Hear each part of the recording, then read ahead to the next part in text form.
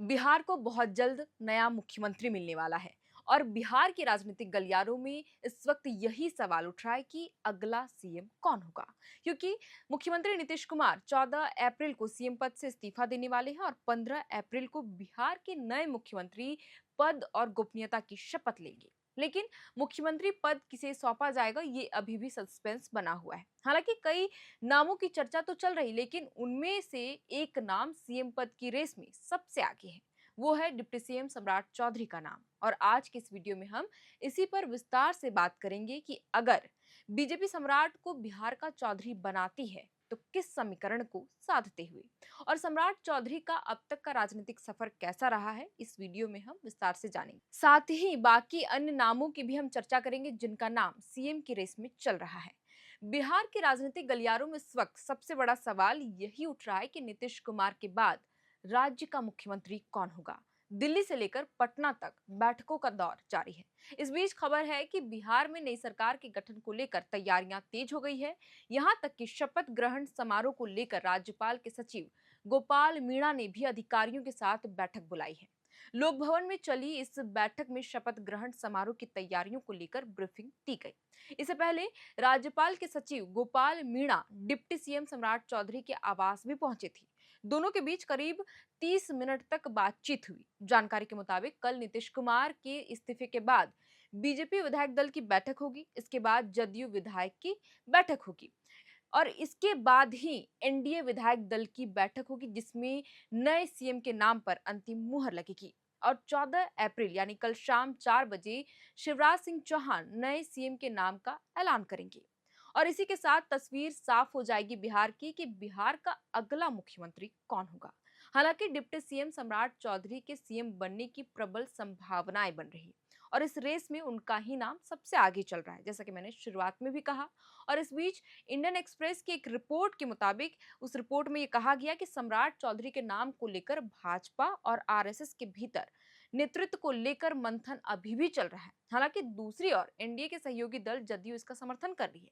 भाजपा के एक वर्ग का मानना है कि बिहार में पहली बार भाजपा का मुख्यमंत्री बनने जा रहा है। ऐसे में ऐसा चेहरा सामने लाया जाए जिसकी पृष्ठभूमि पूरी तरह संघ और छात्र संगठन से जुड़ी रही हो। इसी वजह से सम्राट चौधरी के नाम पर अंतिम मुहर लगने में देरी हो रही है। हालांकि उनके सीएम बनने की संभावना सबसे अधिक है, जैसा कि मैं इस बात को बार बार दोहरा रही हूँ और मैंने थोड़ी देर पहले भी इसका जिक्र किया और कहा कि केंद्रीय कृषि मंत्री शिवराज सिंह चौहान ही कल शाम तक सीएम के नाम का ऐलान करेंगे, क्योंकि उन्हें विधायक दल का नेता चुनने के लिए केंद्रीय पर्यवेक्षक नियुक्त किया गया है और वो पटना भी पहुंचने वाले हैं। दूसरी ओर सहयोगी दल जदयू की बात करें तो जदयू सम्राट चौधरी के नाम का समर्थन करती नजर आ रही है, क्योंकि सम्राट चौधरी को ओबीसी और कुशवाहा समुदाय का बड़ा चेहरा माना जाता है। लेकिन इसके बावजूद पार्टी अन्य विकल्पों पर भी गंभीरता से विचार कर रही है। पिछले कुछ दिनों में केंद्रीय मंत्री नित्यानंद राय, बिहार सरकार के मंत्री लखिंद्र पासवान और श्रेयसी सिंह के नाम भी संभावित दावेदारों के दौर पर उभरे हैं। बता दें कि संजीव चौरसिया का भी नाम इस रेस में था और बीजेपी के वे विधायक हैं और वो भी ओबीसी समुदाय से आते हैं। संजीव चौरसिया पार्टी के पुराने कार्यकर्ता रहे। इसी तरह जनक राम का भी नाम सीएम की रेस में आ रहा है और वे बीजेपी एमएलसी है और वे अनुसूचित जाति से आते हैं। और महिलाओं में भी दो नामों की चर्चा है। पहला तो श्रेयसी सिंह, जैसा कि मैंने अभी थोड़ी देर पहले ही कहा, श्रेयसी बिहार सरकार में मंत्री है और राजपूत जाति से भी आती है। श्रेयसी पूर्व सांसद दिग्विजय सिंह की बेटी है।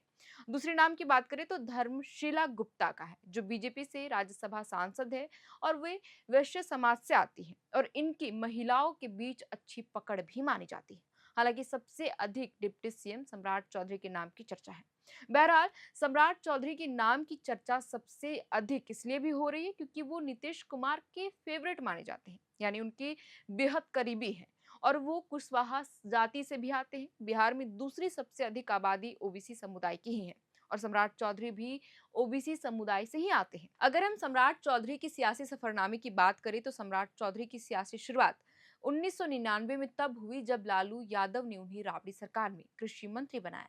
उस वक्त वे ना तो विधायक थे और ना ही विधान परिषद सदस्य। बीजेपी के दिवंगत नेता सुशील मोदी के विरोध की वजह से ही मंत्री पद से हटाना पड़ा। कम उम्र में ही लालू यादव ने उन्हें मंत्री बना दिया, लेकिन 2000 में खगड़िया जिले की परबता सीट से आरजेडी के टिकट पर जीतकर पहली बार विधायक बन गए। 2010 में फिर उसी सीट से जीते सम्राट चौधरी ने 4 बार विधानसभा का चुनाव लड़ा, जिसमें 2000 और 2010 में जीत हासिल की। हालांकि 2005 और 2015 में वे चुनाव हार गए थे। 2014 में सम्राट चौधरी आरजेडी छोड़ जदयू में गए और फिर मांझी सरकार में वे मंत्री बने। फिर 2017 में बीजेपी में शामिल हो गए और वे तेजी से भी उभरे। 2020 में विधानसभा चुनाव नहीं लड़े, बल्कि विधान परिषद के रास्ते सियासत में बने रहे। 2024 में नीतीश सरकार के साथ गठबंधन में डिप्टी सीएम भी बने और अब सीएम की कुर्सी की रेस में वो आगे चल रहे हैं। हालांकि 2025 के चुनाव के वक्त भी ये नाम आ रहा था कि बीजेपी सीएम फेस के तौर पर सम्राट चौधरी को ला सकती है।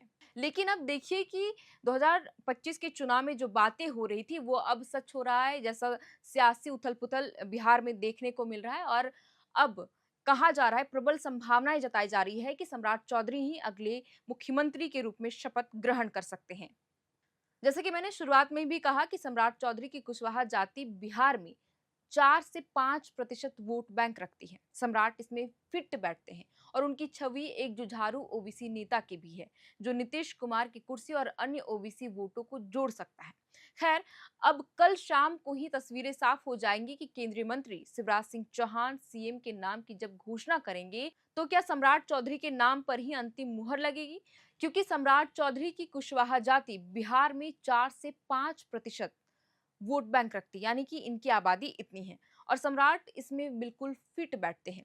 और इसी समीकरण को साधते हुए बीजेपी ये दांव खेल सकती है कि वो सम्राट चौधरी के नाम पर अंतिम मुहर लगाए, क्योंकि प्रबल संभावनाएं भी सम्राट चौधरी के नाम पर ही सामने आ रही है कि सीएम की रेस में वो जिस तरीके से आगे चल रहे हैं और उनके नाम पर भी अंतिम मुहर लग सकती है। खैर, अब देखना होगा कि कल शाम 4 बजे जब शिवराज सिंह चौहान सीएम के नाम का ऐलान करते हैं, तो क्या उसमें सम्राट चौधरी का नाम होता है या नहीं? आपको क्या लगता है? हमें कमेंट बॉक्स पर अपनी राय जरूर दें। साथ ही आप अपना राय भी रखें कि आपको क्या लगता है कि बिहार का अगला सीएम किसे बनना चाहिए।